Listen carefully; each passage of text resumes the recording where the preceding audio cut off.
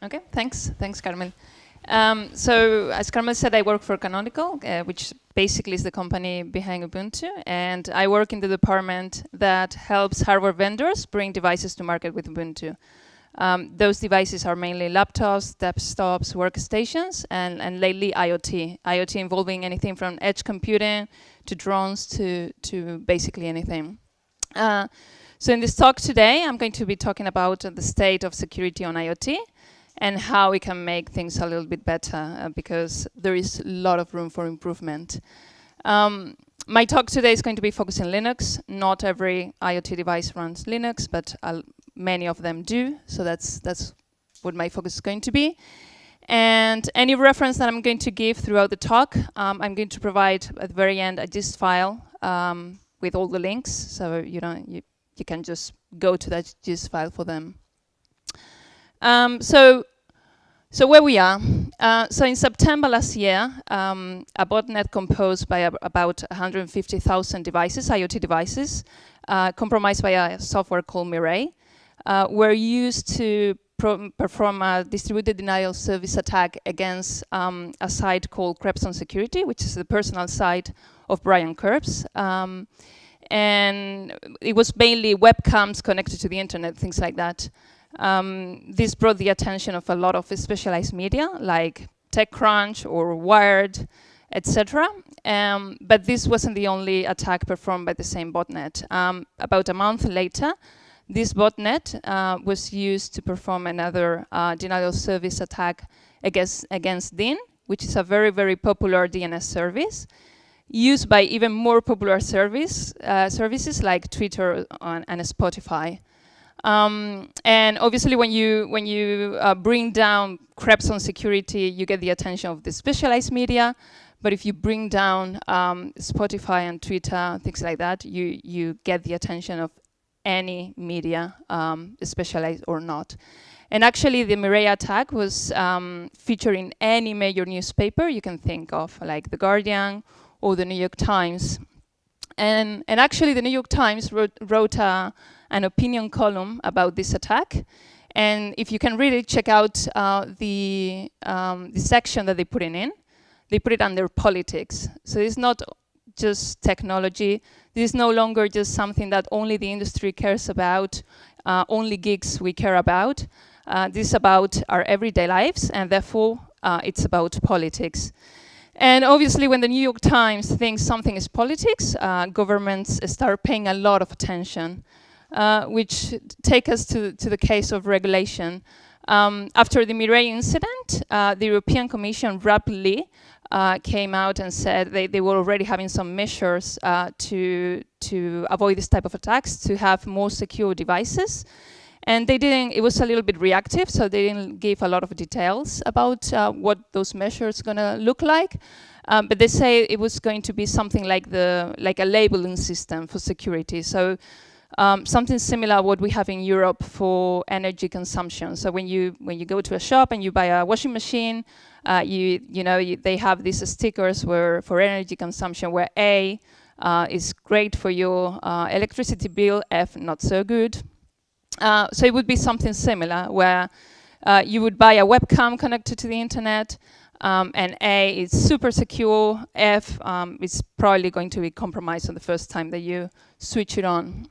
But the problem with trying to regulate security, especially for this type of attacks, is that obviously internet doesn't have any borders. And even if people start caring about these things and start buying super secure devices here in Europe or the US, you can use any botnet of devices on any other country in the world to actually bring down servers in Europe or the US.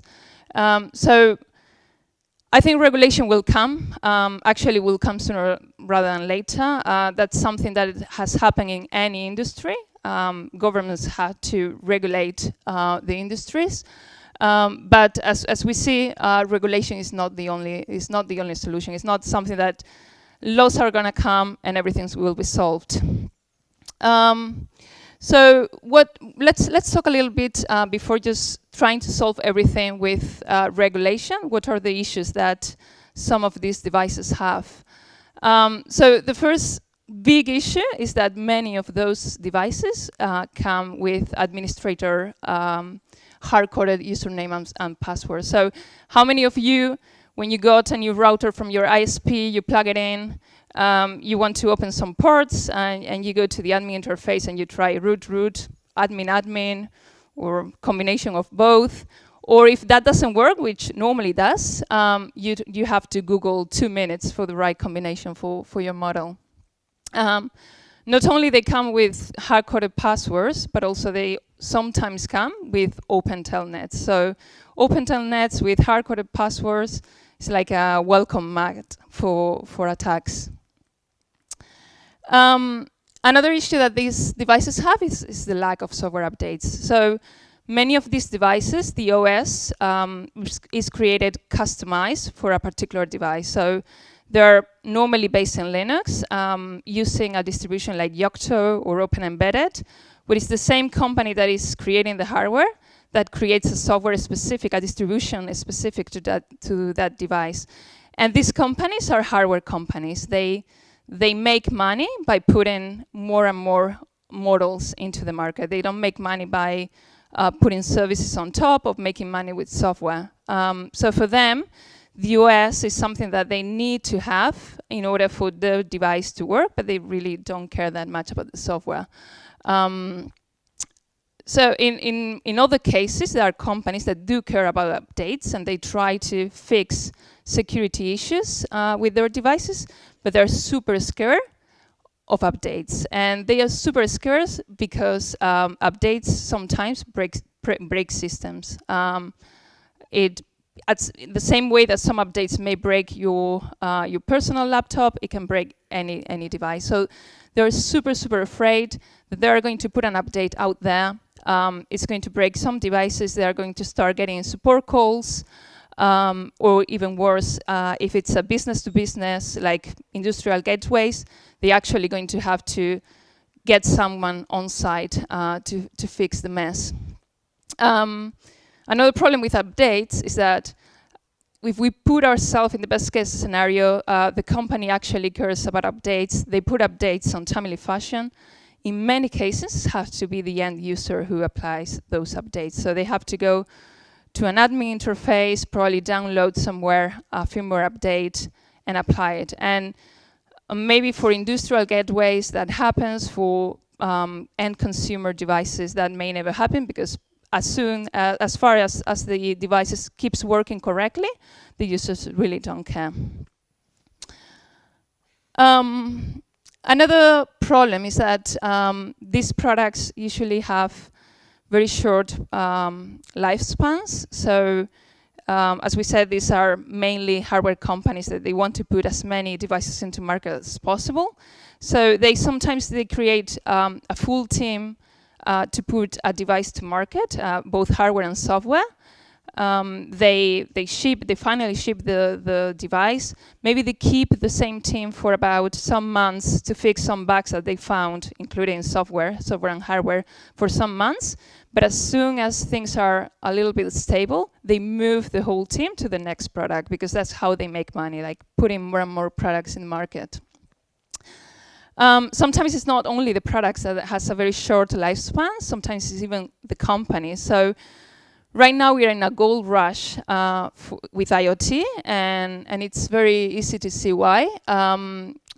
Gartner projects about 20 billion devices connected to the internet, 20 billion as in American billions, so thousands of millions, by 2020. So it's a huge market, and everybody wants to get a dent. So there are a lot of startups being created on the IoT market. And sometimes they get their initial funding through a crowdfunding campaign, hoping that they're going to be super successful with the free marketing that comes with a successful crowdfunding campaign.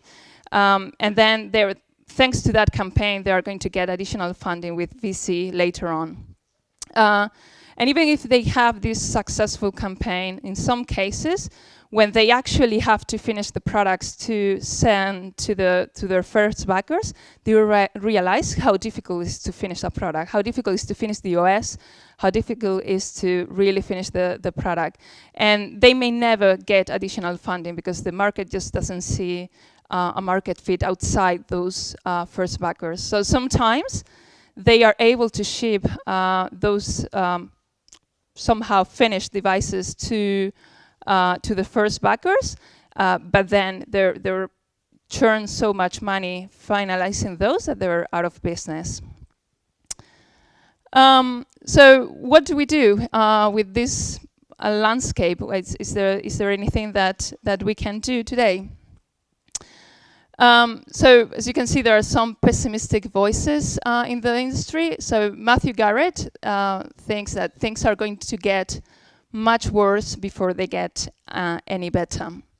So Matthew Garrett is a security engineer at Google. He was previously a CoreOS. And apart from being an expert on SE Linux, he has this very entertaining blog where he loves to buy any sort of connected device and try to find security issues with them. And this quote comes from a blog post that he wrote just after the Mirai incident that was called "Fixing the IoT Isn't Going to Be Easy." So I recommend, if you're interested on these things, to follow Matthew, because he has very interesting things to say. So again, what do we do? Is there anything that we can do? So one of the things that will come for sure is regulation, as we said, is going to come sooner rather than later. But I think there are a lot of things today that we can do at any level to make things better through technology. So now, this part of my talk, I'm going to give some examples of things that are available today that are super simple to use and that already will make a device more secure. It's not a complete list, nor tries to be. I just want to give some general ideas in case you remember them, and in your next projects you think about applying some of those. So the first thing I want to talk about is kernel life patching. So as we said, users don't like apply updates in general. Obviously, the quick workaround to that is to make them fully automated. But there is a problem. So when you apply an update, for example, when you're applying an update to, let's say, Firefox, you get this notification say, please reboot Firefox to finalize your update. Same thing happens to the kernel. So to apply a full kernel update, you need to reboot the kernel, but the kernel is running the device. So the only way to reboot the kernel is rebooting the device. Thankfully, there are some extensions to the kernel that allows you to apply certain patches, not fully updates, but certain patches to a running kernel without having to reboot your system. These are things like ksplice or kpatch. And actually, from kernel 4.0, some of these kpatch extensions were upstream in the kernel by the name of kernel life patch, and it's available. So if your device is running any kernel 4.0 onwards, you can already start using those patches. The feature is already there. And actually, some distributions are already giving those updates, those patches, as a service. So for example, Canonical is offering these patches for high and critical CVEs. And it's a paid service, so if you have industrial gateways you want to apply it. But actually for users, it's free for 3 machines. So if you're running a NAS box, for example, at home and you're running Ubuntu, I really recommend you to turn it on because you will make sure that any high and critical CVE is going to be patched for you without having to reboot the system or even check for updates. Another thing that I wanted to mention is systemd security. So Systemd, as some of you may know, it's an init service that is super popular in many Linux distros, like OpenSUSE or Ubuntu or Red Hat. And it actually comes with a set of really nice set of security features that are super simple to apply and can make your workloads a lot more secure if they're running directly on top of systemd. So this is, well, I guess some of you already seen this a lot of times. This is how systemd describes a service. It's called a unit file. This is a very simple one. This is for a daemon that it's running in Ubuntu to collect crash reports and send it somewhere. So this is a very, very simple unit service, unit file. So you have a description. You can set, if you want, some environmental variables. And you tell systemd what to run, obviously. And you can put some rules like if it crashes, restart it automatically. So just by editing those files, you can start adding security to your workloads. So some examples. So if you put if you set Privatetmp, it takes a boolean, so yes or no. No by default, so if you don't set it, it's no. But if you set it as yes, your daemon is going to have its own /tmp, which is super useful because you know, services tend to put any temporary files there, and if everybody's using the same, they can discover each other information through /tmp. So just that /privatetmp is equals yes, and you have already set it. Another one is Protecthome. Protecthome takes yes, no, or read only. If you set it as yes, your service won't have access to a /root or a /home. So if you get exploited, they won't have access to your private data. You can also set it as read-only, and obviously that set it as read-only. So again, super simple to set. The third one is, or the third example that I put is system call filter. So system calls are the main API between the kernel and the user space. So every time that you work with processes or file systems, etc., you're actually making a system call. And the kernel has this nice feature called sepcom, where you can filter what system calls a particular process can run. And actually, Jess Frassell is going to give a talk on sepcom tomorrow, so if you're interested, I'll check that out. So it takes a list of whitelist or blacklist. In this case, we are telling this particular service can invoke any system call except clone. That's what we're saying there. There are many, many more, but I don't want to give them all because I don't know them all, and it would be a call by itself. And there is already a very, very good call. So there is a talk. So there is this talk by Leonard Poetring, who is the tech lead for systemd, and it's super well recorded. So if you're interested, I would check it out. Containers. So I'm not going to talk a lot about containers on my talk, but I wanted to mention because they are super popular. So security has two main aspects. One is minimizing the risk of being exploited. And the second aspect is if you are exploited, minimizing the harm that the exploit can do. So things like kernel live patching that we talk about are on this first part, because the quickest you patch, the less likely to be exploited. And anything related to sandboxing workloads, it's on the second part. So if you run things on a sandbox and you get exploited, is the harm that you can do is very limited. So containers is a way of sandboxing your workload. So anything run on a container, in theory, should be more secure than outside, directly on the host. But what if we created an operating system specifically designed for IoT and with security built in? And which brings me to the last part of my talk, which are snaps and Ubuntu Core. So what are snaps? So snaps basically is a new packaging system for Linux with two things that are very important. One is that it runs in its own sandbox by default. So they're run isolated from each other and from the host. And also they are self-contained, meaning that you have to ship your libraries with your application, which has the advantage of that you have control of the libraries versions. So normally libraries in Linux distros is something that the OS controls.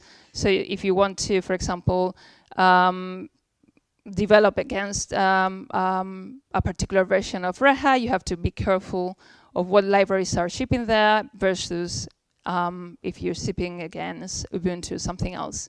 So in this case, you control all the libraries that ship with your application. Another good thing about the snaps is that they're fully transactional. So on disk, a snap is basically a full file system. It's a squashfs file system that gets mounted the first time that you install one of them and gets remounted read-only every time that you reboot your system. Obviously, it will come also with a writable area for your data, but your application itself is read-only, meaning that if you want to put an update out there, so internally what happens, the system, what it does is that just unmounts the previous version and mounts the new one. So that way there is there is a very easy way to revert to the previous one, because just it's like remounting the previous version, and obviously the system does this for you. So my talk is going to be focused on the security aspects of snaps, but I think it's a lot easier if we put an example. So it's the hello world of snaps. As we said, it's a packaging system, so you're supposed to already have an application that you want to build and distribute. The way you describe a snap is with a YAML file called snapcraft.yaml. This is a very simple one, so you would put a name, version, a description. Confinement equals strict means that it's going to be run isolated on the with the default security policy. Parts is that the parts are that are built that your snap is built upon. So any libraries, third-party libraries or anything, you put it there. In this case, it's super simple. It's just the GNU Hello World. And the apps and daemons are what is exposed to the user. So not every binary has to be exposed. So let's see how this looks like if my mirror does not work. So I have to be looking here. So it's the same snapcraft.yaml that we saw. And you build it just with Snapcraft. And basically what it does, it downloads the source of your application. And based off how you told it to build it, start building. In this case, is using AutoTool, so it's running configuration, etc. And it allows me to drink some water, so that's good. So the only thing that is doing here is just building the application, selecting the files that we said were part of the application, and the output is just this .snap file, which is the actual squashfs. Let's reduce a little bit, maybe. Is it still okay, the size? So let's see how we install it. So we say snap install. I want to install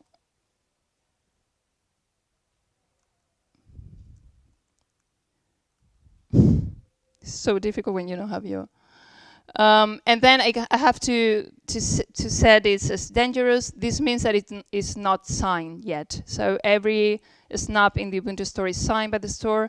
So basically I'm telling snapd, which is the daemon that controls everything, I'm telling it, that's fine, I know what I'm doing, I know it's not signed, that's fine.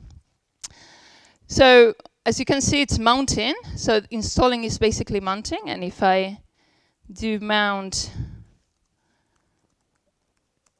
I can see that now I have a read-only squashfs file system, which is my snap. That's what it does.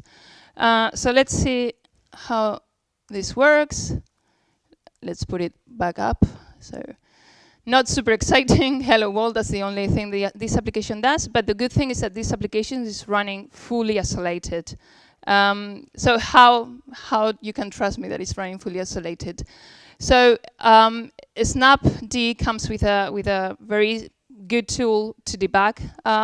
If you want to debug why your application is not working while you're developing it, that allows you to run a shell inside any application. So basically I'm telling, give me a shell that sees my system as the application sees the system. So I'm here, and let's see what I can do. So let's start by trying to check my home folder. I can't. I'm trying to create a file. I can't either. And actually, if I go to home, I can see that this is a very different home. This is not actually my home. And basically, this is mounted to the writable area for the user for this particular snap. And on this this area, obviously, I can do anything I want. /tmp, it's also specific to the application. And this is not a container. It runs on the same process namespace that I'm running. My PID one, still systemd, is my full system. So let's get out of here. I'm out, so again, I have access.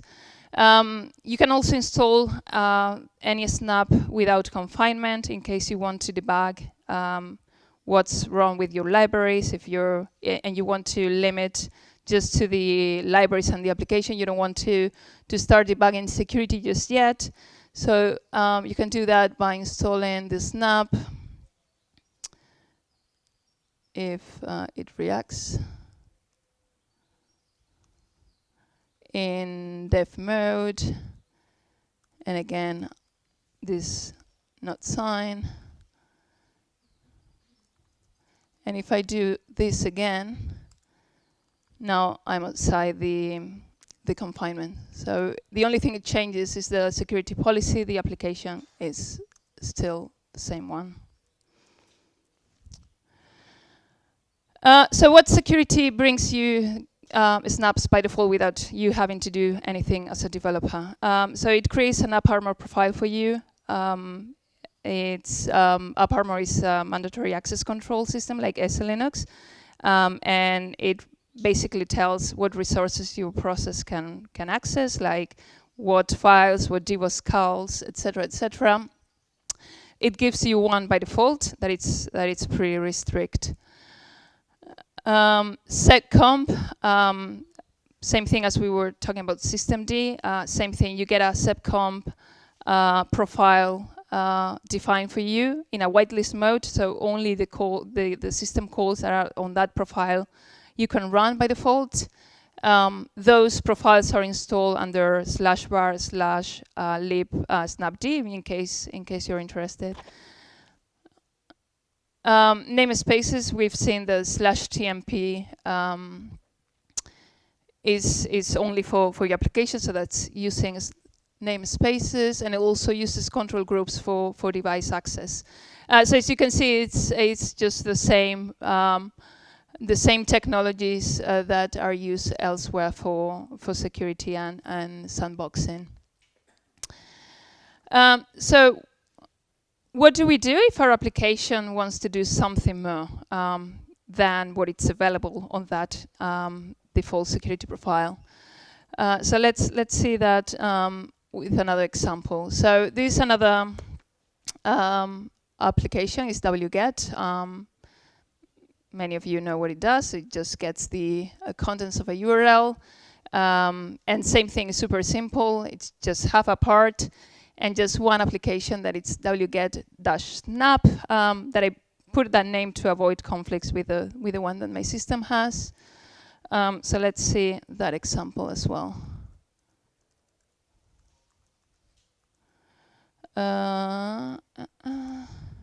So this is the same that we saw. And let's build it. This time it's going to be quicker because I've pulled and built before the talk, so this wasn't taking ages. If not, it takes about 3 minutes. So same thing, we have here our snap, and let's install it. I don't know why it's so slow when I tap complete. And again, this is not signed, so we pass the dangerous thing. So let's try to run the snap that we just installed. In this case, again, I put it as wget-snap. Let's output to TMP, because I know TMP, my snap will have access. It will be its own TMP. And let's try to download google.com. And as you can see, it fails. So basically, you can see that it's failing with resolving google.com, unable to resolve hosts, anything related to networking. And actually, if you look at the syslog for audit, which is the keyword that AppArmor uses, you can see it's also all sorts of denials with the AppArmor profile. So basically what is happening is my application wants to access the network and it can't. So how do I tell that it can access the network? So Snap solves this with a technology that we call interfaces. High level, an interface is just a definition of a resource. And actually tries to hide a complexity of how it's implemented by this set of interfaces that your application can use.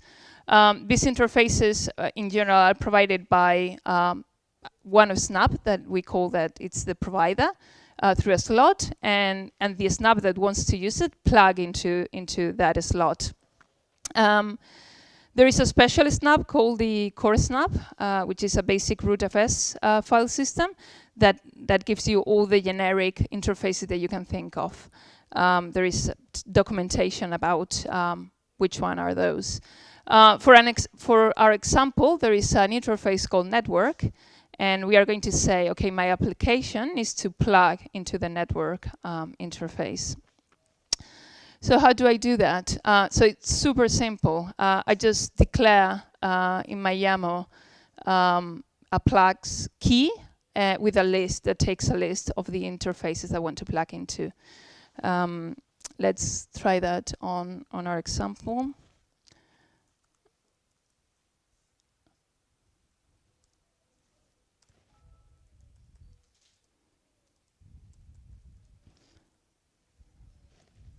Okay.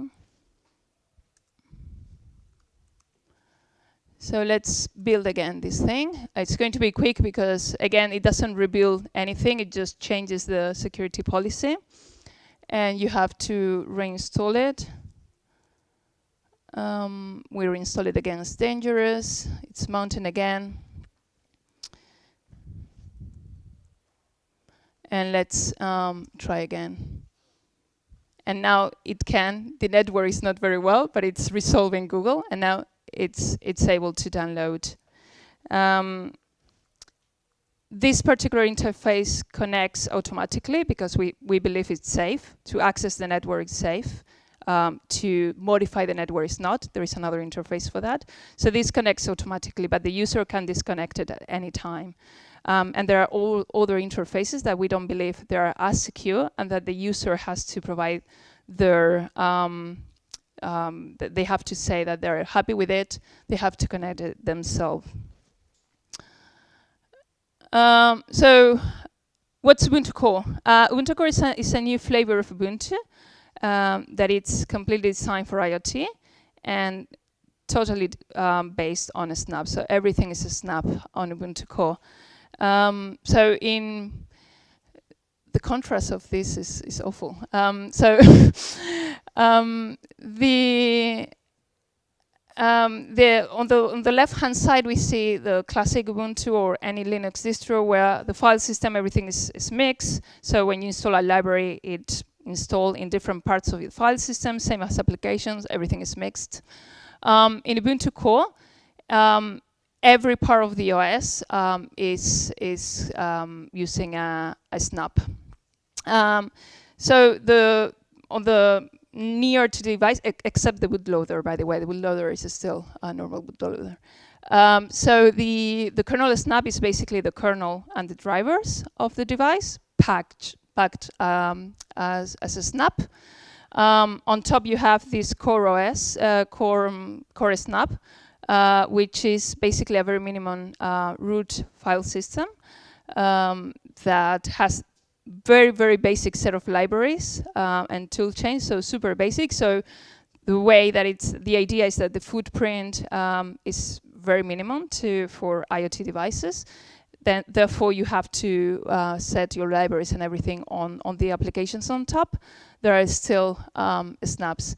And this has a lot of advantages. The same things that apply to snaps apply to anything on the file system. So, for example, the transactionality that we were talking about also applies to things like the kernel. So the kernel is a snap. So when you install an update of your kernel snap, same thing happens. Remounts, mounts, remount.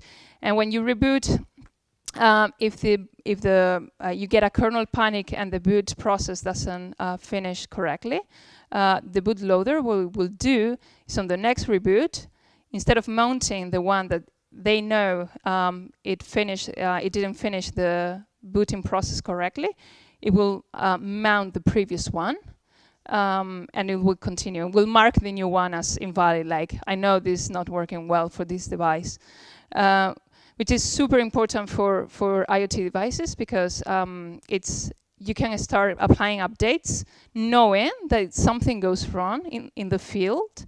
You can always revert to the previous version, and the device is going to continue working correctly. I don't have time to explain how to build an image for Ubuntu Core. Super simple if you have the right pieces. So I'm going to be around.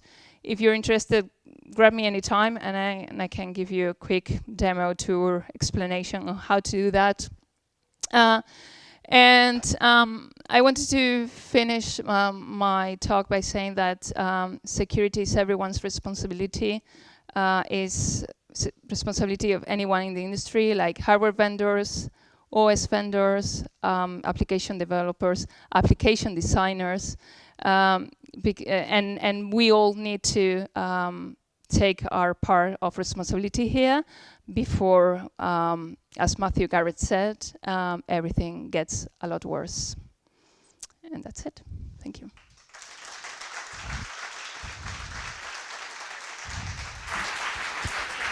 And if you go to the gist folder there, you will have a file there with links to every article that I mentioned or documentation.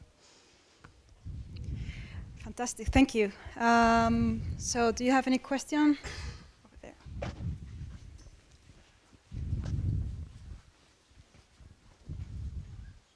Thank you. I understand that the Snap uses AppArmor heavily. So the question is, will it work on the systems that don't have AppArmor naturally, but have other technologies like SC Linux, for example? Yeah, that's a good question. So actually, snapd, the daemon that controls the snaps, is being ported to many other distros like Fedora, SUSE, Debian, and some of them, as you said, are based on SC Linux. So right now, the goal of those ports is to make everything work except, obviously, AppArmor SE/Linux. And the long-term goals is to port snapd to SE/Linux. And actually, Matthew Garrett there is a forum where all the discussion of the implementation is being discussed. It's called forum.snapcraft.io, and he started a thread just a couple of weeks ago because he was trying to port snapd to SE/Linux, and he has some concerns that he said that it was going to be difficult because the design of snapd is heavily based on AppArmor, but I think it's doable. So there's work to do, yeah, at some point that right now those ports are basically not are only confined for namespaces, seccomp, etc. Any more questions? Nope. Okay. Well, thank you very much, Anna. Thank you.